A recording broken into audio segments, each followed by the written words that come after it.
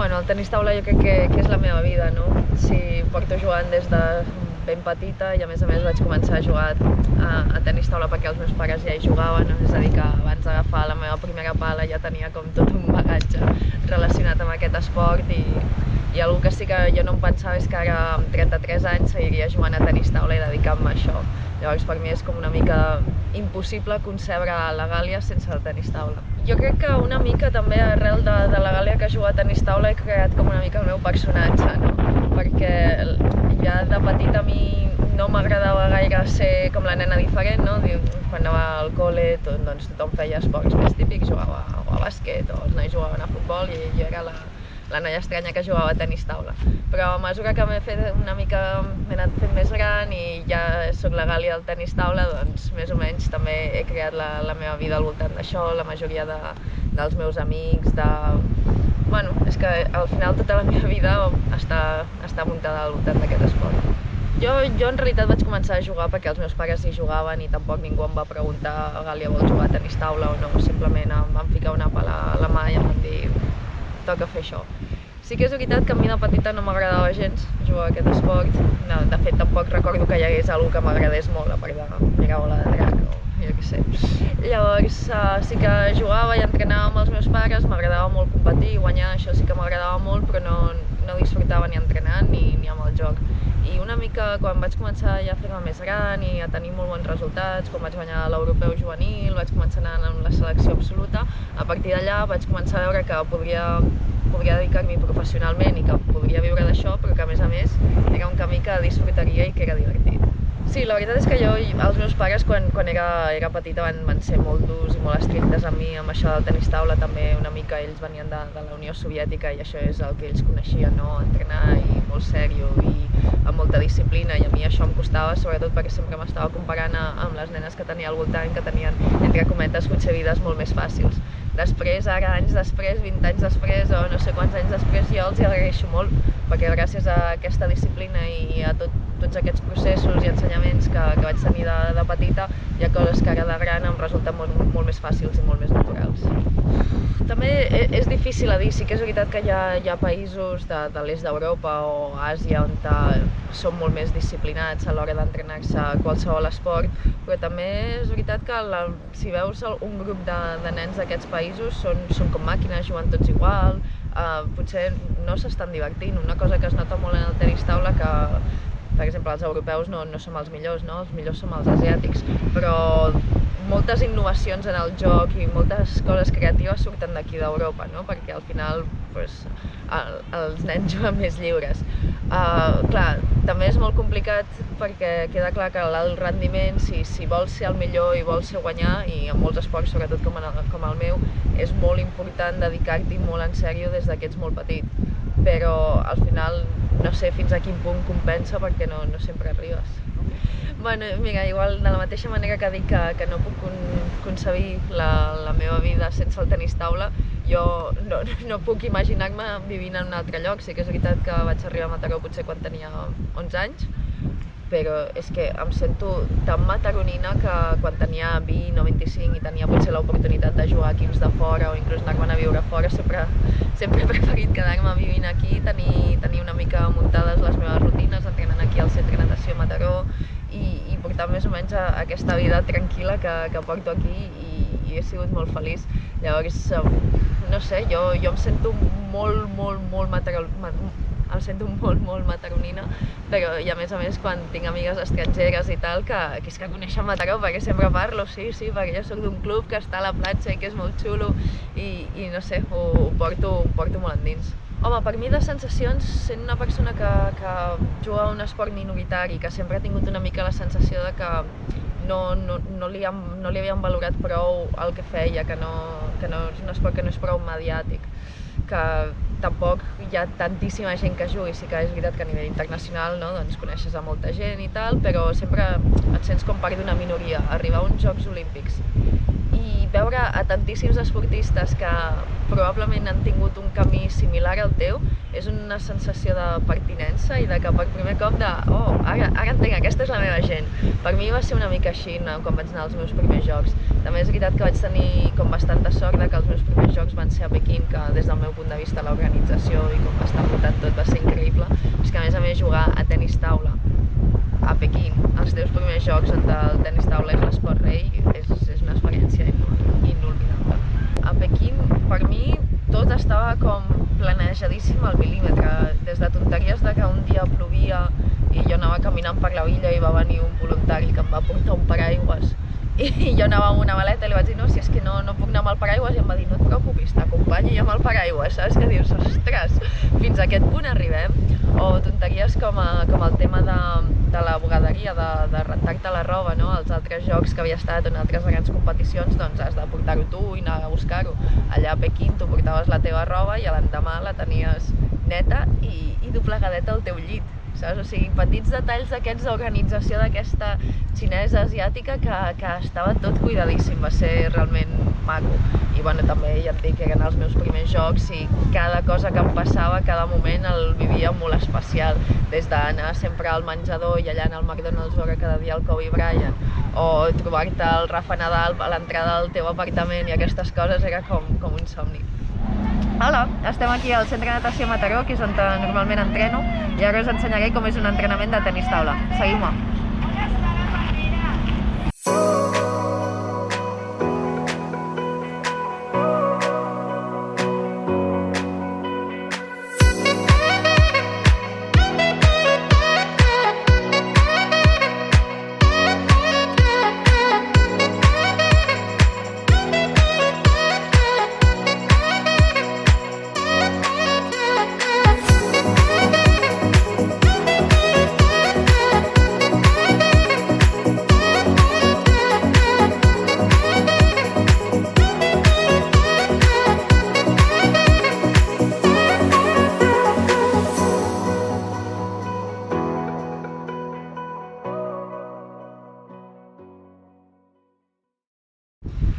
Bueno, jo a nivell personal d'aquests jocs espero treure una mica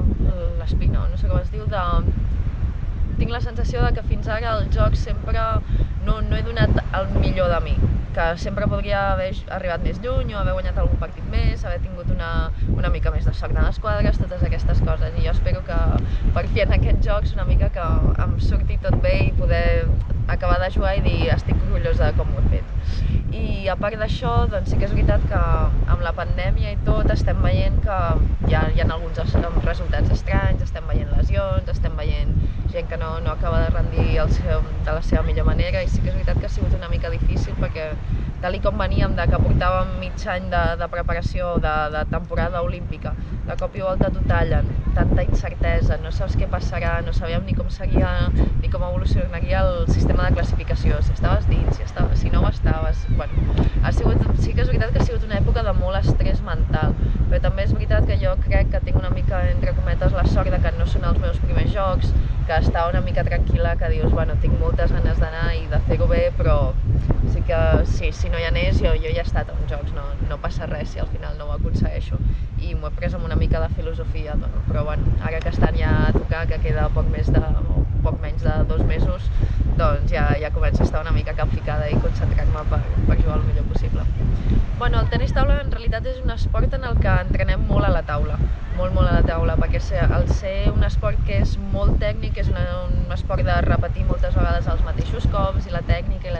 però també és veritat que amb els anys i com està evolucionant el tenis taula, amb els canvis, hem tingut alguns canvis de materials que fan que l'esport es converteixi en un esport més ràpid, més físic, també estem entrenant molt fora de la taula. Normalment el meu dia a dia acostuma a ser jo faig una sessió a la taula d'alguns exercicis regulars per entrenar la tècnica i acostumar-me. Al final de l'entreno m'agrada fer ja una mica més de partits o d'entrenar situacions de partit, jugades més semblants a la competició, i després faig una sessió de físic de fora de la taula però sí que és veritat que jo faig un físic o un entrenament físic sempre amb molta transferència a la taula, no tant estones de gimnàs i de càrrega directa per augmentar massa muscular o coses d'aquestes que intento fer-ho fora de temporada, sinó més en temporada doncs ja més semblant a exercicis de coordinació, velocitat, explosivitat, de semblant a la taula, però bueno, cada esportista té una mica la seva preparació. Jo estic en un moment de la meva carrera que diguéssim estic potser a l'etapa final, no? Que no estic tampoc intentant millorar molt tècnicament, sinó mantenir i poder rendir el millor possible en el meu joc, i potser un jugador que està intentant millorar en lloc de fer una sessió de taula al dia en fa 2 més aquesta sessió física, i jo quan era més joveneta potser entrenava 6-7 hores al dia. L'esport d'elit no és gens saludable. Jo crec que sí que és veritat que molta gent es pensa, home, els esportistes que porten una vida molt sana i tal, sí que és veritat, nosaltres ens cuidem molt, però passar-te 5, 6, 7, 8 hores al dia entrenant, o mira, per exemple, un exemple que et puc ficar, les noies de sincro, que cada vegada que vaig a entrenar al CAR veig a les noies del sincro entrenant, que les tinc al costat, i dius, és que això no és bo per la salut, segur que no ho és. Fer esport és molt sa, però tot en mesura, no? Com diuen. Jo, per sort, al tenir beca al CAR des de fa molts anys, la beca mixta, he tingut la sort de poder anar a treballar psicòleg allà. Després també hi havia una època que anava bastant a entrenar al CAR de Madrid i allà també hi havia un psicòleg. També sóc una persona, en general, que sóc bastant introspectiva i m'agrada molt aquest tema, i ja crec que d'entrada tinc com habilitats per gestionar les emocions dins d'un partit. Llavors, una mica també treballant pel meu compte és algo que més o menys he pogut desenvolupar bé. Però també parlant d'això, ara mateix me n'adono que ja des de petita, quan jo entrenava amb els meus pares, ells eren molt disciplinats amb mi, però també insistien molt en això, en la part mental, en un partit, com gestionar tots aquests sentiments i pensaments dins d'una competició i tot això. Jo crec que és una cosa que vas desenvolupant a poc, i si és una cosa que treballes constantment, després és bastant més fàcil, perquè conec bastants jugadors que és un tema que no tocaven gaire, i que el típic jugador que juga perquè té molt de talent i tal, i després quan arribes a dalt i et trobes en l'alta competició, que ja tothom és molt bo i al final has de guanyar per molt poc, allà és quan te comencen a fallar, perquè durant tots aquests anys previs no havien d'estar desenvolupant aquestes habilitats. Jo crec que he tingut una mica la sort aquesta d'haver tingut uns pares que eren jugadors professionals i que ja sabien que això era molt important, i ja des de petita he intentat treballar sobre això. Sí, jo crec que el nostre esport és especialment difícil mentalment, com altres esports de raqueta, que al final és una lluita contra una altra persona i el partit és relativament llarg. En el tenis taula, a més, el teu rival el tens molt a prop, i sí que mentalment és dur i et sents molt sol. Tu has dit que et sents molt sol, inclús a vegades nosaltres tot i que tenim l'entrenador a la banqueta i tot, et sents molt vulnerable jugant. Però estic molt acostumada des del que porto fent tota la meva vida. El projecte del YouTube és molt friki. La qüestió és que la Mati, que és una gran jugadora, ha sigut 50 del món, potser, i hem jugat doble juntes, som amigues des de fa 10 anys, 15, no ho sé. Ella decideix acabar amb la seva carrera i se'n va a viure a Nova York, on fa classes particulars i tot. I una mica també en part jo la trobo molt a faltar a la meva vida, perquè és una de les meves millors amigues i està vivint a un altre continent amb una pandèmia per mig que no sé ni quan podré tornar-la a veure. I paral·lelament ella em va dient que ella ara està fent classes particulars allà als Estats Units i tothom, entre cometes, veu molt la moto i es posiciona, i potser hauria d'invertir més en les xarxes socials, però a ella no li agrada gaire tot això, i que hauria de fer alguna cosa, penjar uns vídeos i tal. I jo, pensant així una mica, vaig dir, mira, és que no hi ha youtubers de tenis taula noies, o quasi no n'hi ha. És un mercat que està poc explotat, sí que hi ha bastants youtubers nois, però noies no n'hi ha gaires. I li proposo el tema aquest i si muntem un canal de YouTube juntes, perquè sé que si jo ho faig sola o ella ho fa sola és una cosa que al final acabarem abandonant. El que passa és que tant ella com jo mai havíem editat un vídeo i no tenim ni idea ni de gravar ni de res, però som atrevides i decidim tirar endavant aquest projecte una mica per tot això, per seguir en contacte, per poder aportar una mica els nostres coneixements per la gent de tenis taula, per fer el friki que ens agrada, i hem començat a penjar uns vídeos i és un projecte que nosaltres sabem que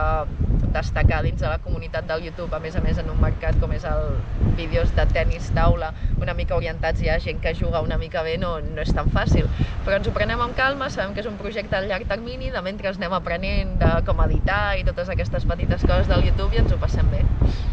Jo crec que la Gàlia de fora de la pista és una persona molt senzilla, que disfruta molt de les petites coses, inclús diria que és una persona poc ambiciosa, molt poc competitiva, que a la taula es transforma una mica i no li agrada gens perdre, però fora del tenis taula és una persona, queda lleig dir-ho, però quasi avorrida. Bueno, descanses de... Sí, potser és això, potser estic tan cansada de donar-li el coco i d'estar de la lluita aquesta que et suposa el tenis taula, que un cop s'acaba a mi no em molesteu.